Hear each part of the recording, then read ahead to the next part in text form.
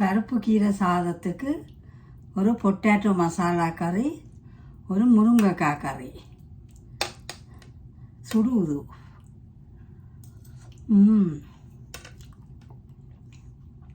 நல்ல ருசியாக இருக்குது.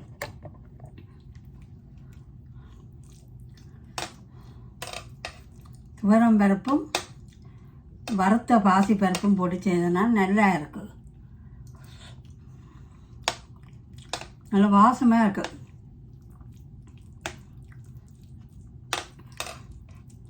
தக்காளி பழம் போடலாம், நீ எங்களுக்கு கூடாது, அதில் நான் தக்காளி பழம் சேர்க்கல.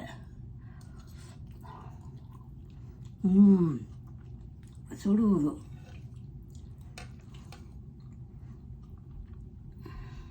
கையால் குழைச்சி சாப்பிடுமா போல வராது.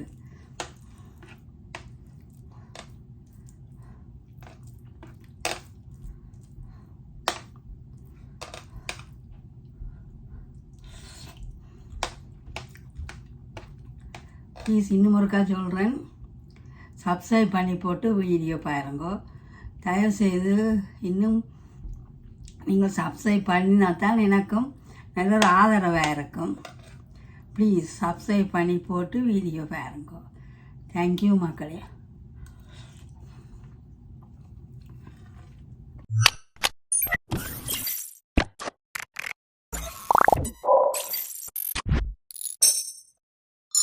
கீரையும் பருப்பும் போட்டு சாதம் வைக்கிறதுக்கு துவரம் பருப்பும் கொஞ்சம் பாசி பருப்பும் ஒரு கால் சுண்டு ஊற வச்சேன் நான்.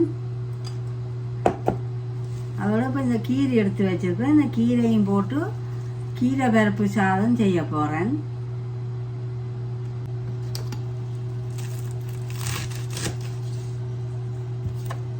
இந்த கீரையை நல்ல மஞ்சள் போட்டு உப்பும் போட்டு கழுவ வேண்டும். இந்த தண்டை எடுத்து ஒரு வாளிக்கு நட்டா திருப்பி இந்த கீரை முளைக்கும்.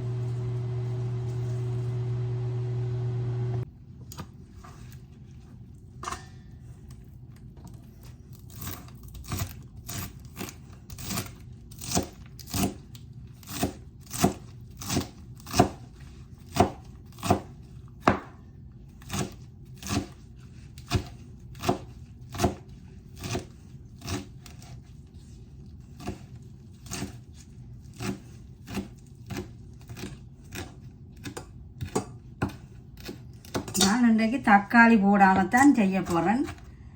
ஏன்னு சொன்னால், நீ பையனுக்கு தக்காளி மருந்து எடுக்கணும்.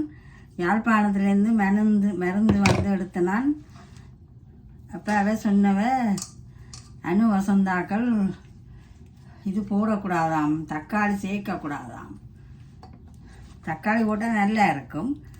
தக்காளி சேர்க்காமக்கு தான் இன்றைக்கு கீரை பருப்பு சாதம் செய்ய போகிறேன்.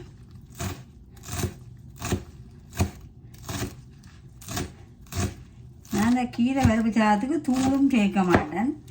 ஏன்னு சொன்னால் நேற்றியான் கறி கொஞ்சம் கிடக்குது.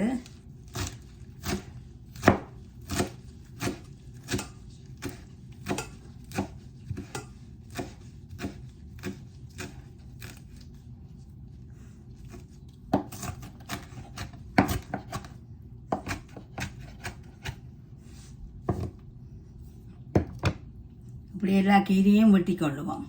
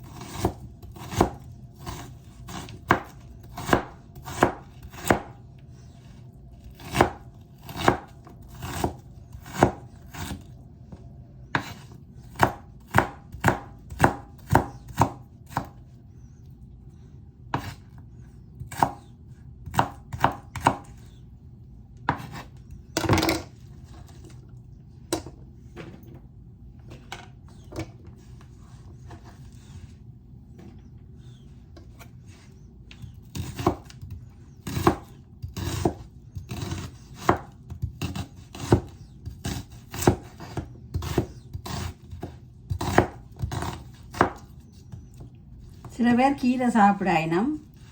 இப்படி நீங்களும் இப்படி ஒரு கீரை பருப்பு போட்டு ஒரு சாதம் செய்து வச்சா சாப்பிடுவினோம். இதுக்கு ஒரு ரசமும் இருக்கணும், நல்லா இருக்கும்.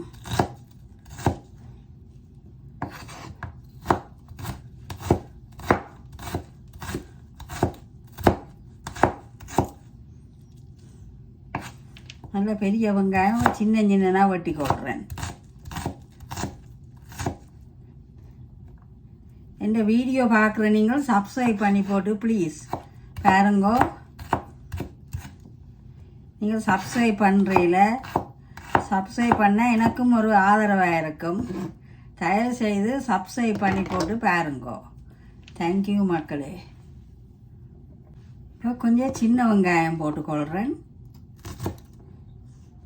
அதுவும் வாசமாக இருக்கும்.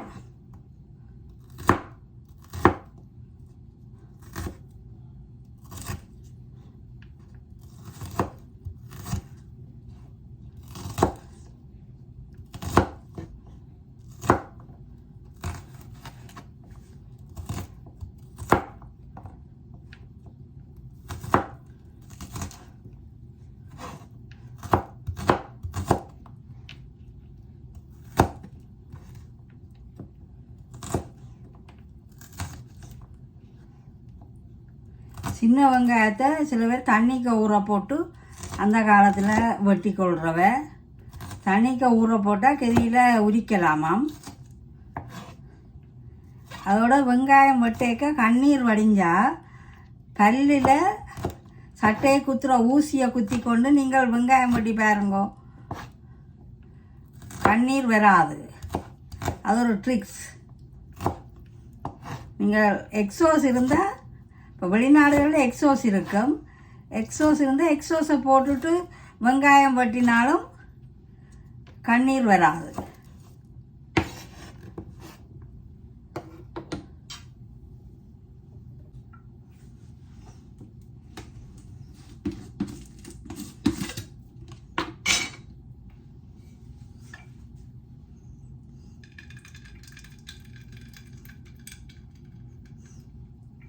நெய் ஊற்றி கொள்கிறேன்.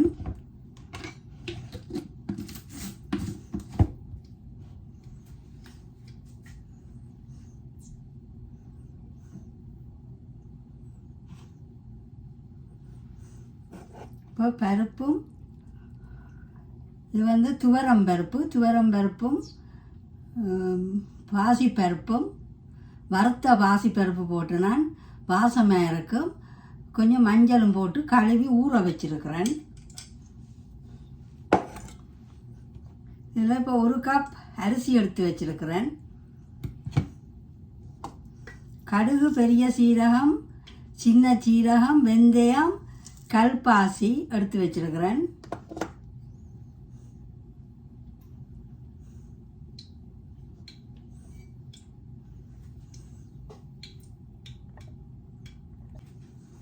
நான் வந்து நெய்யில் முதல் பூண்டு போட்டுக்கொள்கிறேன். பச்சை மிளகாய் போட்டுக்கொள்கிறேன். செத்தல் மிளகாய்,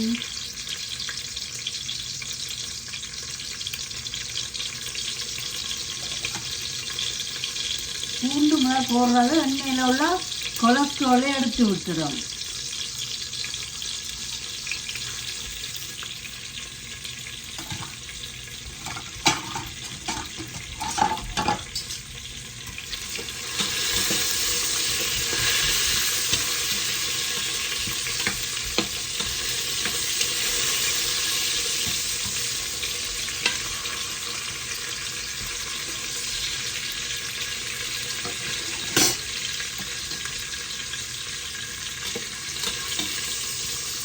நான் இன்றைக்கு தக்காளி சேர்க்கையில், நீங்கள் விருப்பம் பண்ணால் தக்காளி சேர்த்துக்கொள்ளலாம்.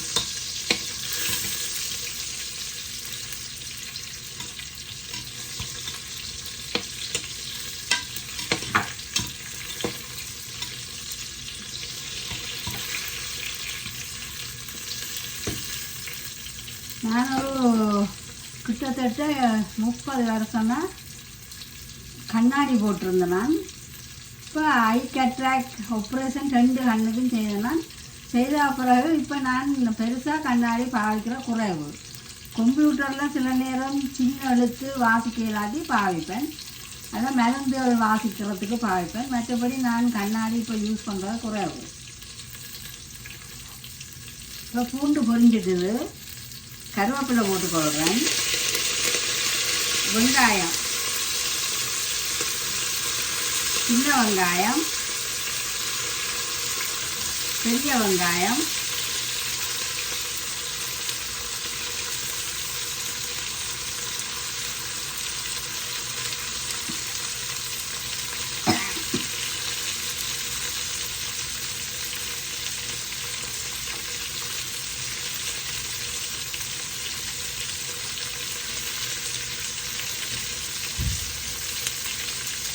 இது கலர் பெப்பர்,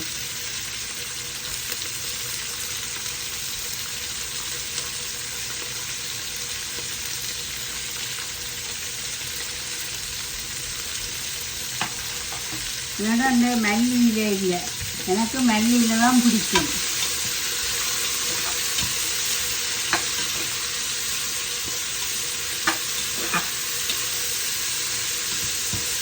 இப்போ வெங்காயம் வதங்கட்டும்.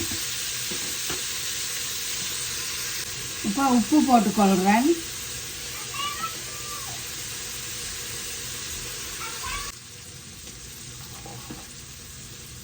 இப்போ நான் பட்டாணி போட்டுக்கொள்கிறேன். எனக்கு பட்டாணி தான் பிடிக்கும். எங்களோட வீட்டில் பட்டாணி ஒரு தரம் சாப்பிட மாட்டோம். இந்த பச்சை பட்டாணி க்ரீன் பீஸ் உடம்புக்கு நல்லது.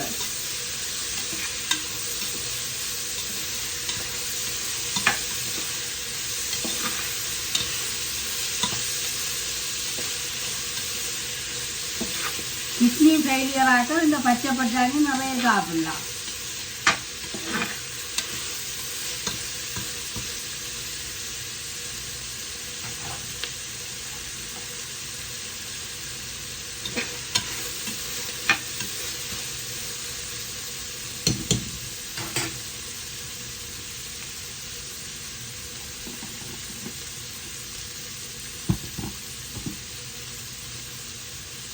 கீரை போட்டுக்கொள்கிறேன், ஸ்பினாச். இது கொஞ்சம் வித்தியாசமான ஸ்பினாச்.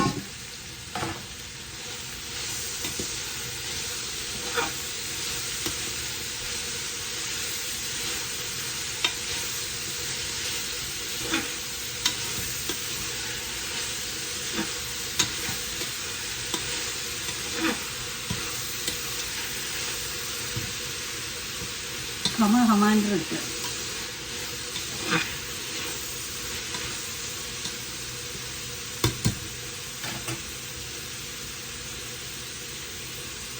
ஒரு பெரிய சீரகம், வெந்தயம், வெங்காயம், கீரை எல்லாம் வதக்கியாச்சு.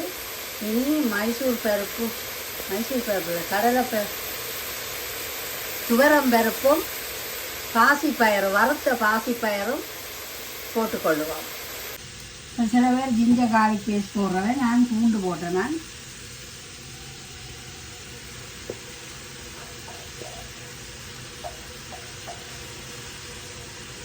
பருப்பு போட்டுக்கொள்கிறேன்.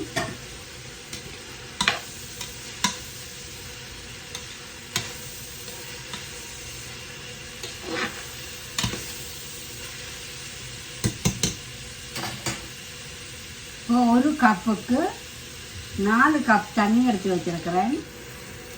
அளந்து தான் எடுத்தேன் நான்.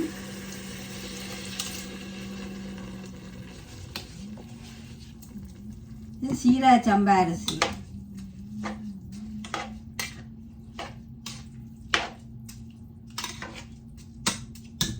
முதல் 2 விசில் விட்டு பார்ப்போம்.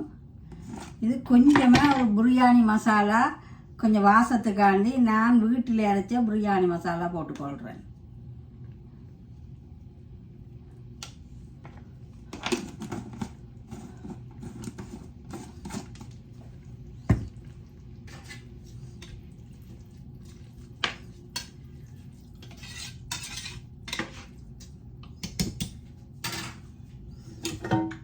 இப்போ முதல் 2 விசில் விட்டு பார்ப்போம். என்ன அடிப்பிடிக்காமல் இருக்கணும்.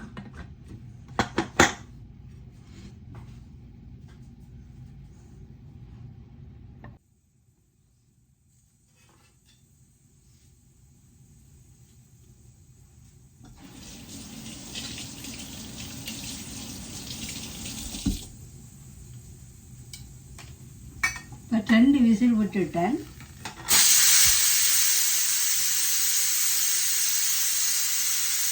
பாருங்க மக்களே, கீரை பருப்பு சாதம் சூப்பராக வந்திருக்கு.